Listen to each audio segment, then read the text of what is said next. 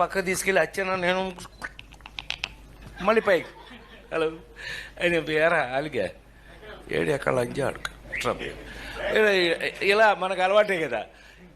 సత్యంగా నిన్న నేను ఎన్టీఆర్ అవార్డు తీసుకోవడానికి విజయవాడ వెళ్ళాల్సి వచ్చింది.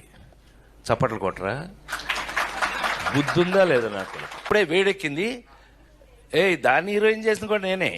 అందరినీ కడుపుబ్బా నవ్వించే నట కిరీటి నవ్వుల రారాజు రాజేంద్ర ప్రసాద్ ఎందుకు ఈ మధ్య ఈ విధంగా మాట్లాడుతున్నాడు అందరినీ విస్మయానికి గురిచేస్తున్నాడు. మనసు బాధగా ఉన్నప్పుడు ఎందరో రాజేంద్ర ప్రసాద్ కామెడీ సినిమాలు చూసి మనశ్శాంతిని పొందేవారు.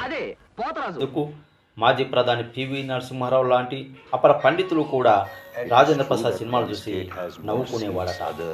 ఏమైనా వారి మధ్య సాన్నిహిత్యం ఉండవచ్చు, కానీ బహిరంగ వేదికలపై ఈ విధంగా మాట్లాడడం భావ్యం కాదని అభిమానులు అంటున్నారు.